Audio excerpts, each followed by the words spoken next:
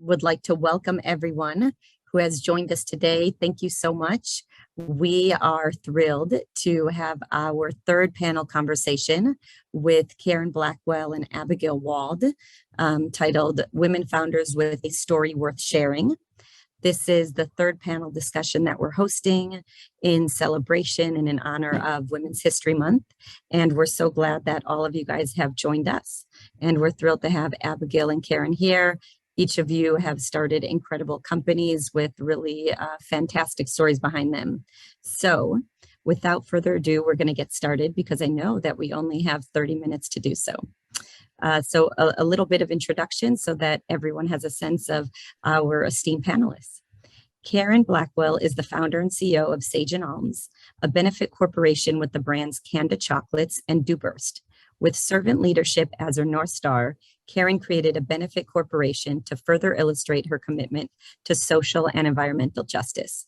Kanda Chocolates was created to bring awareness to the superior quality of the chocolate that is made in Ghana. Karen delivers on the company mission by maintaining operations in Ghana, purchasing fair trade cacao, purchasing carbon offsets, and donating 10% of proceeds to charitable organizations.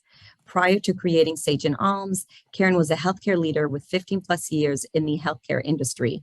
In her last role, she was the Director of Strategic Solutions for the Americas region and has also held leadership roles in marketing, strategy, sales, and operations. She currently serves in leadership roles for a variety of charitable organizations, such as the Social Justice Learning Institute and the Professional Organization of Women, Inc., among others.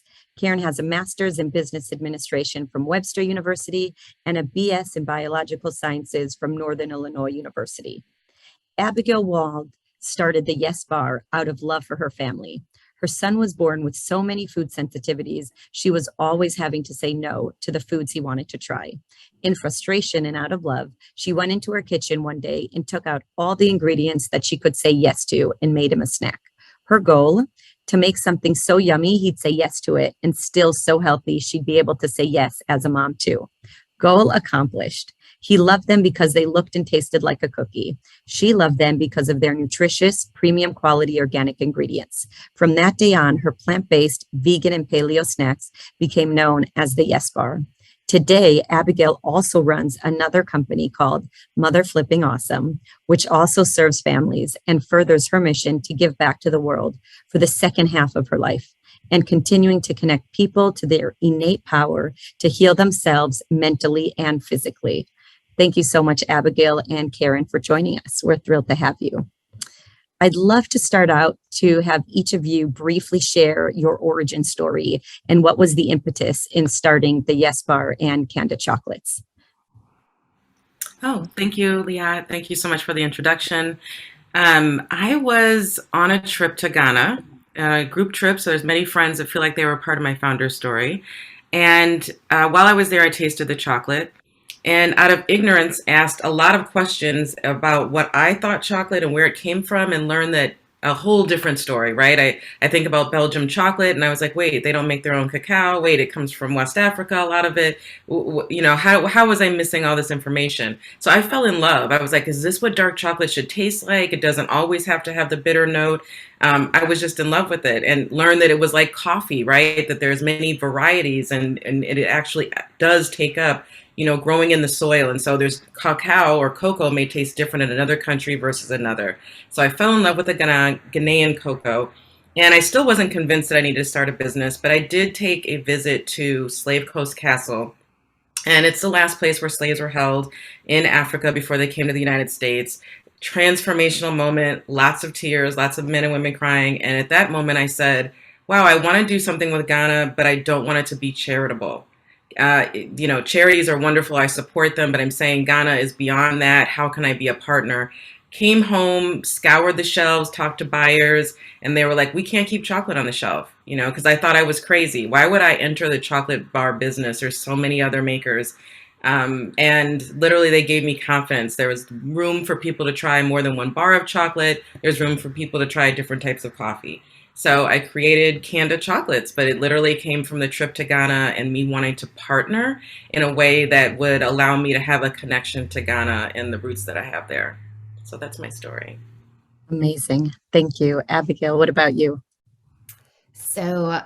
My story started very much in my own kitchen. I have a son who was struggling with some medical issues and had a lot of food sensitivities, and we finally figured out that at that point in his life he couldn't have any gluten or dairy or soy or corn, or we were off GMOs. We were just eating super healthily and very restrictively and no sugar, and he was just super reactive. And which was, I had always been a foodie, and food was always like my passion. And so to me at that point, being a foodie meant getting an awesome baguette and some beautiful French cheese. And I was like, well, okay. So I didn't want my son to go through this alone. I thought, if he's going to make this shift, we're going to do it for our toddler who was older, and our older son, and then we're also going to do it in the family for all of us. And then the more I learned about food, unfortunately, it's like the stuff you can't unlearn. And I was like, oh, wow, okay, well, this is a good thing for us. And then we started eating really healthily, and it became sad because while we were getting really, really healthy, our connections to people were getting severed. It was very difficult to go places. We would go to birthday parties, and he would come home from school and he would be like, everybody had a cupcake, and I'd be like, I'll make you an almond flour cupcake, and he'd be like, I don't want your stupid almond flour cupcake. And I'd lie with him on the kitchen floor crying. And one day I got so mad, I started both of my companies out of rage, by the way. I highly recommend rage, right? Like grief, grief and rage. I need to change this. And I felt so angry about food and how it's perceived, and why it was normal to eat all these terrible things and not normal to make healthy, good choices. And why that wasn't a celebration, like why we were in lack. I was like, no, we're not in lack. We're in celebration of what should be. And so I was like, I need something that I can say yes to. And I just went in the kitchen, pulled everything out, threw it together, threw it in the oven. I didn't know what I was making, pulled it out, cut it up. It was all gone in 5 minutes. My kids were like, I want more. And my husband was like, that was good. And I was like, I have no idea what I did. So then I went back in the kitchen and had to remake it. So. Amazing. Well, some of the things that I heard, and you just touched on this, Abigail, the impetus for you, as you just said, was rage.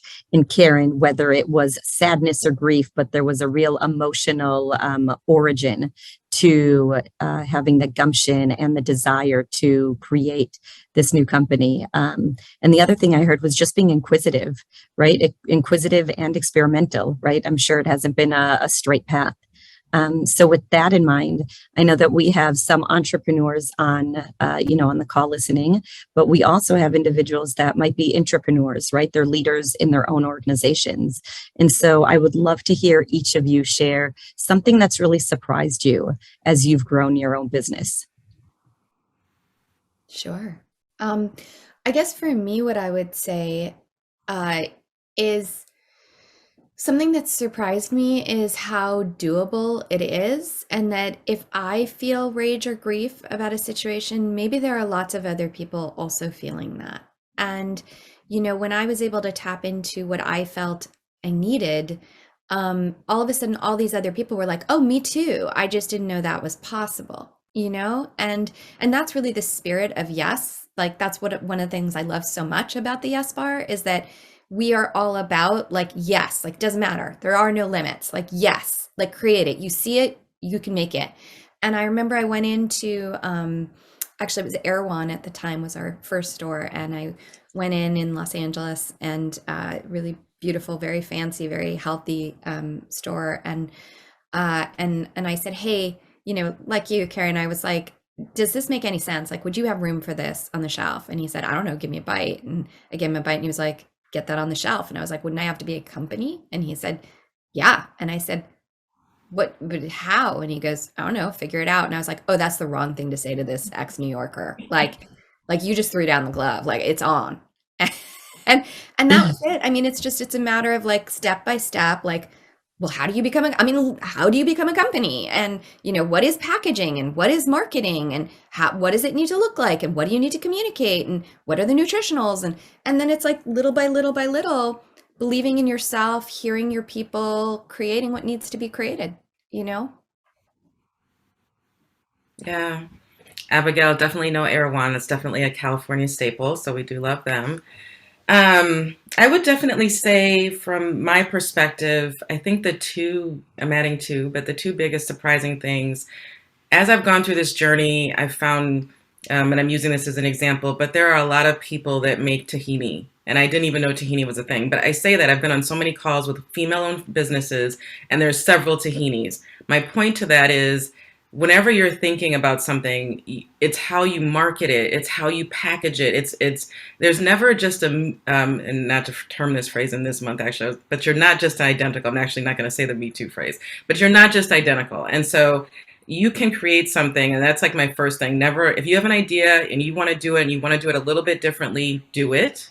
Hopefully you don't enter the chocolate space, but whatever. And that's my first thing. And then the second thing is that I found that I've been surrounded by so many positive, helpful women. And I kept thinking I launched at the right time. I kept thinking, what a time to be a woman.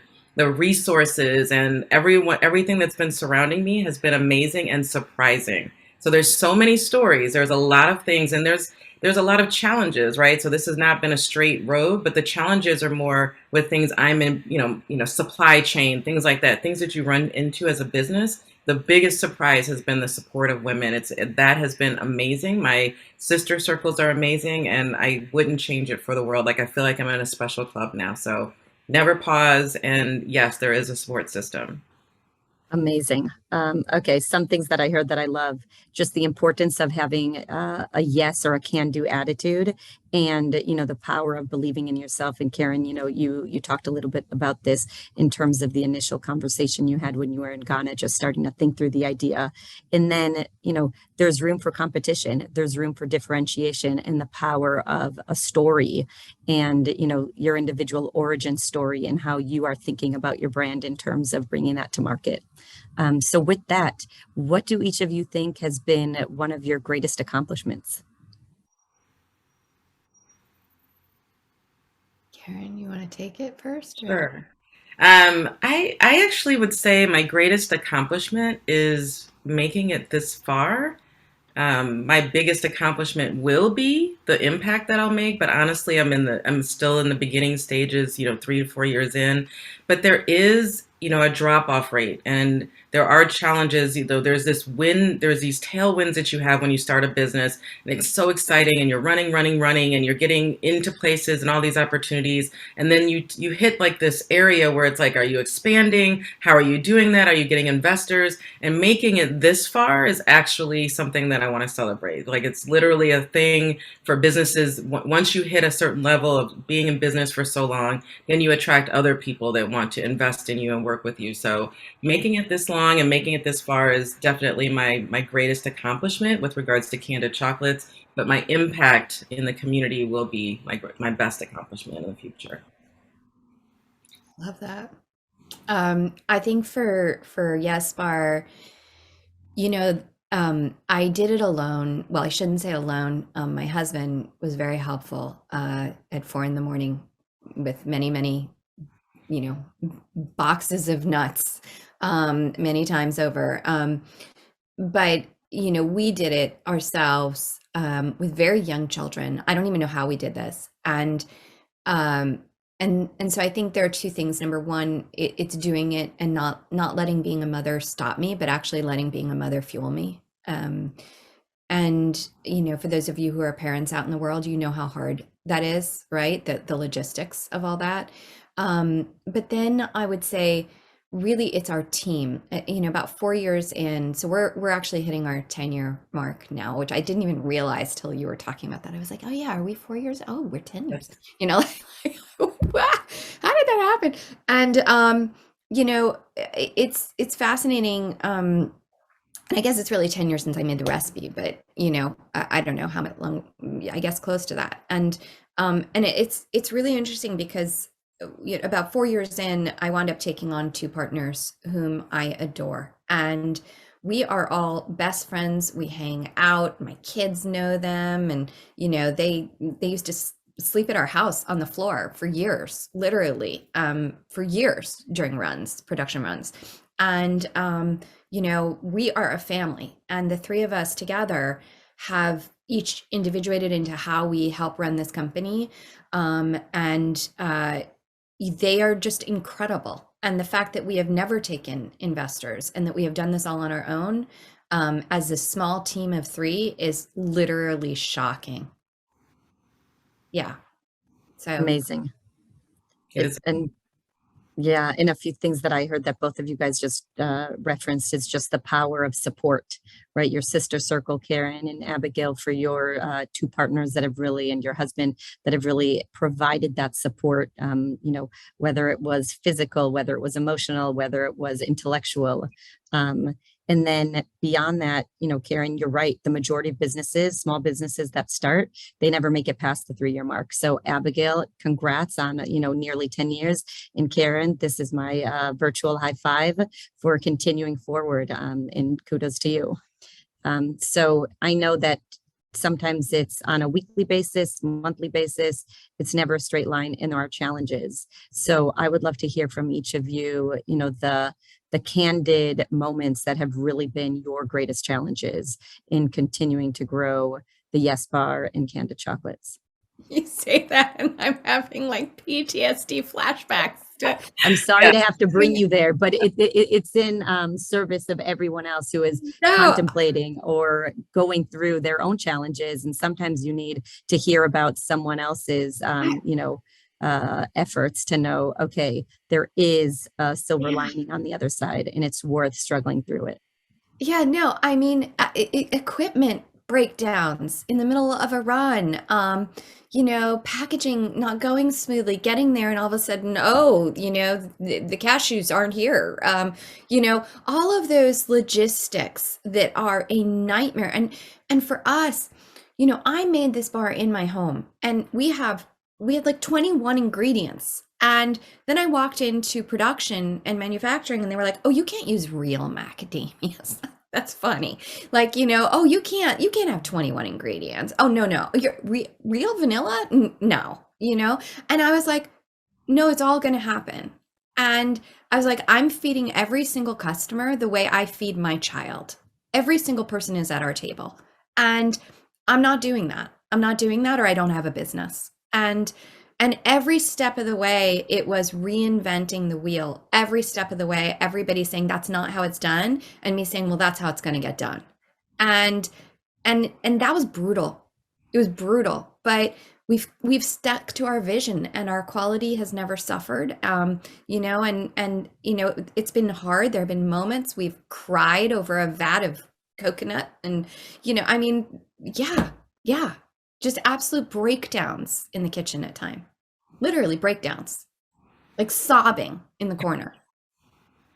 I can definitely relate, Abigail. I like to refer to it as the comedy of errors because it's laughing through my pain. There's so many, but even recently, and I feel like, and it's interesting because I teach a marketing class, and I keep telling my students, here's why you have to pay attention to what's going on in the world. Like, you're not just marketing, you have to actually look at economics.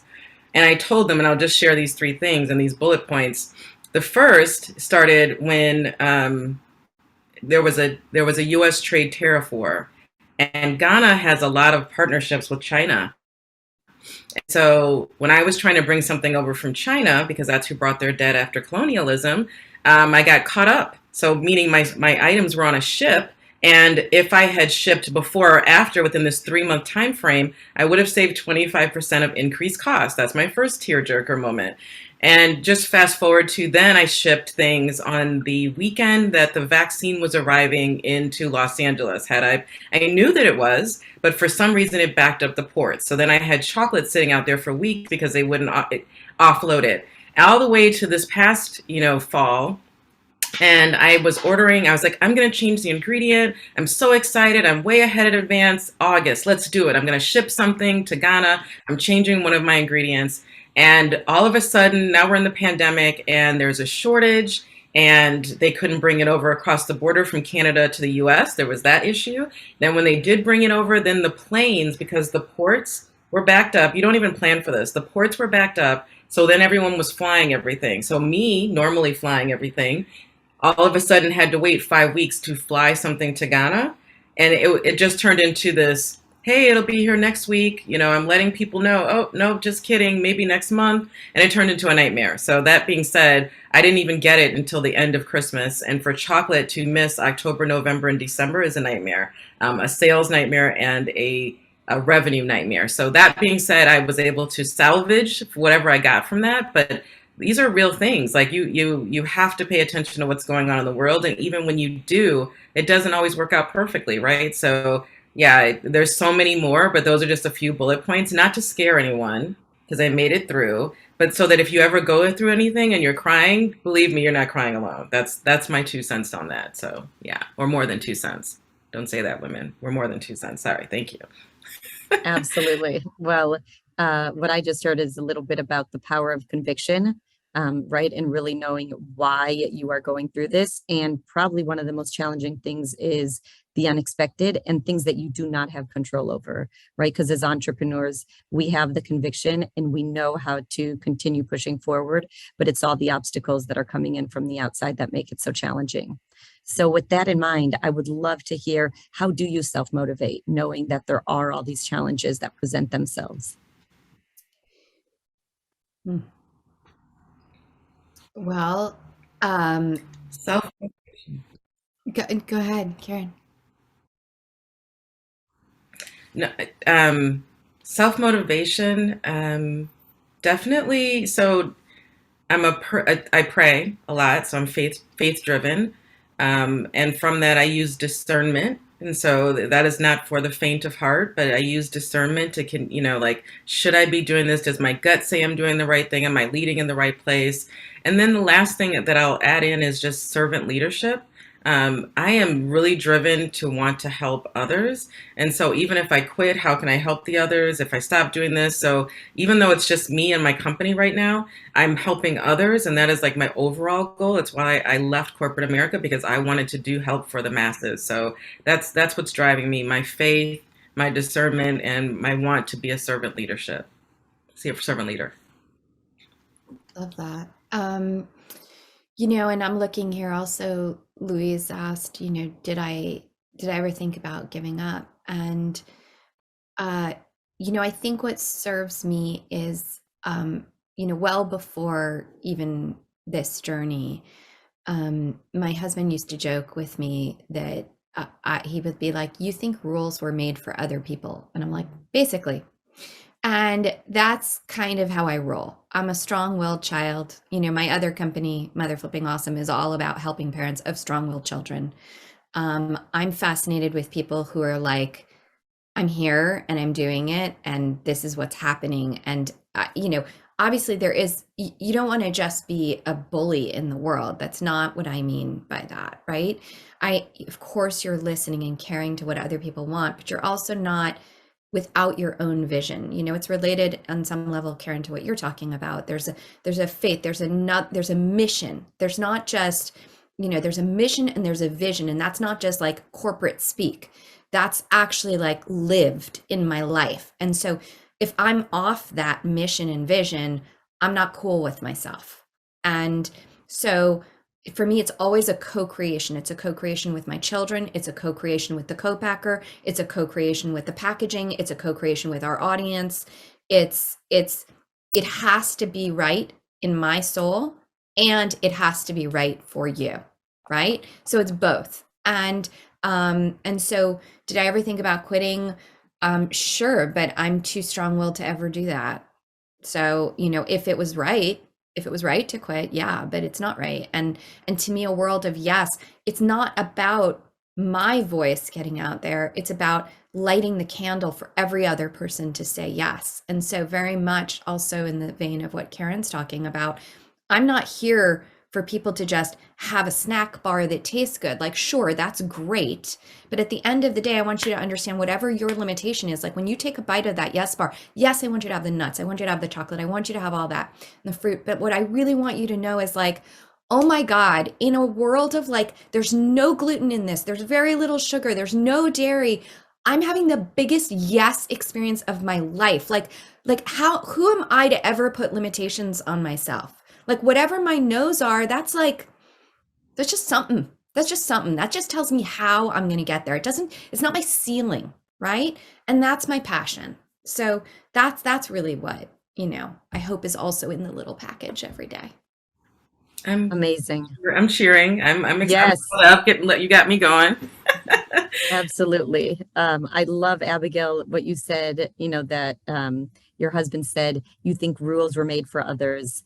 And what I heard both that you and Karen shared was just having a very clear sense of what is motivating you and your own personal North Star, and that is something that innately helps you navigate the challenging times and keeps you focused on the prize, which, for both of you, it's something much bigger than yourself in, this single product that you've brought to market. So with that, I would love to hear, what advice would you have for other women-owned businesses?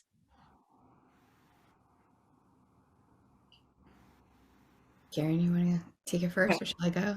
Whatever. I will defer to Abigail to let you go first. Okay.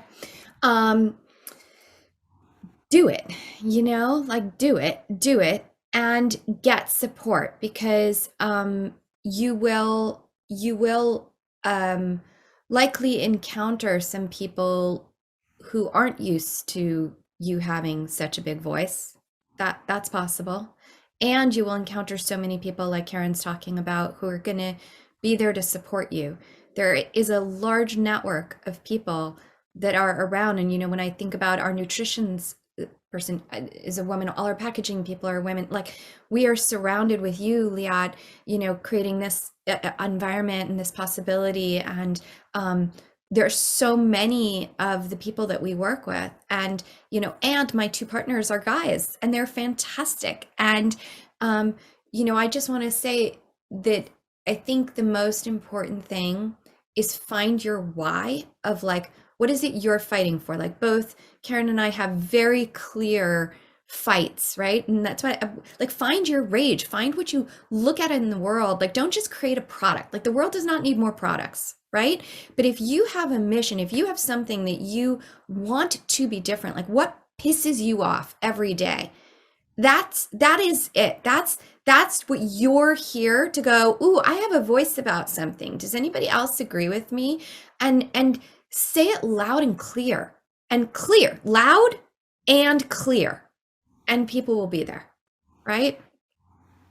I love that, Abigail. So that is that's great advice that I would give to anyone. So I'm just piggytailing onto that, and to say that my advice, in addition to what Abigail is suggesting, is that you start your business, if you can, with the idea in your head that you're a big corporation. And what do I mean by that? If I hadn't have certified, if I didn't do all these things, if I didn't follow the FDA labeling, a year later, I wouldn't have known that the opportunities that were going to come. And so a lot of them have come because I was prepared, because I did have that insurance, because, I'm ready to be in the grocery store. So when Macy's called, they're like, do you have $5 million of insurance? I'm like, yes, I do. Do you check all these boxes? Yes, I do. And I'm sharing that because it's so important. A lot of times we're like, let's just start with the basics. And from a budget standpoint, yes, I'm all about bootstrap. But there were some things that I was like, no, I'm going to create a corporation. Like, I'm ready to, let me pretend in my mind like I'm a $20 billion business, and what does that look like, so that the foundation starts from that. So I can't express anything more than that. I've reached out to people. I'm like, oh, I want to do a gift thing together. Do you have an image with a white background? They're like, no. Even that, right? So like all these things that go into creating your business, just take the little steps along the way and do them. They're so important. Reserve them on your calendar, whatever it takes. Doing those little things matter, and that's what will help propel you in the long run. So can't say that enough. I love this. I heard in two different ways, each of you saying to think big, right? Think bigger than who you are, and think bigger in terms of what is driving all of the micro steps that you're making. Abigail, I think you wanted to add something. Well, you got me thinking, Karen. It's so interesting, because I 100% think that's true. And it's funny, one of the things that people have often said to us is they'll come to us and they'll be like, oh, you guys are a small company. Like we thought you were huge, and I'll be like, that's funny. And that happened since day one. And I also want to say, I will also add yes to what Karen is saying. And if you can't do that because you need time to grow into that person, or that scares you enough to make you stop, then just start. Like, there was a point, I remember the first time we dropped off at Erewhon, we were trying to figure out the packaging and we couldn't figure it out. And finally, I literally like got these packages and I bought a stamp at a store and I was stamping them and putting like little stickers on them. And my husband was like, this is not a third grade like field trip project. And I was like, it is now.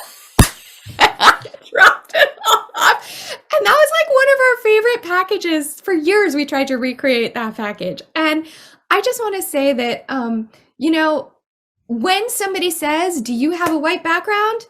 Yes, I do. Yes, I do. And you go make it. Do you have $5 million of insurance? Yes, I do. Get that to you by 2:00 today.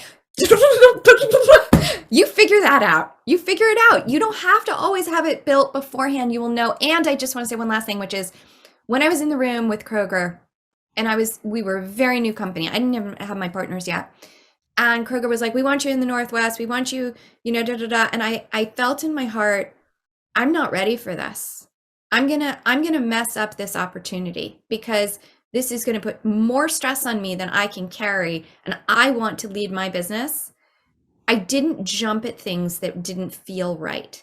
And someday we will do that again, but we've built our business in a different direction and it has been wonderful for us. And so I just want to say there's room for all of the different ways you all want to do it, right? And I'm sure, Karen, you'd agree with that too. I do 100%. Yep. Yeah. Amazing. Thank you so much. I love the point that both of you guys just raised in terms of thinking big, but also listening to yourself and knowing when it's appropriate to act big and when you have to make sure that you are doing right at the stage of your company for the long-term success and not just for the immediate wins or milestones. With that, I know these 30 minutes have flown by. Thank you so much, Abigail, Karen, for joining us. I know I gained a lot from this conversation. Thank you for sharing your experiences with everyone that's joined us today. Thank you all for joining our Women's History Month panel discussion. Have a great day, everyone. Thank you. Bye-bye.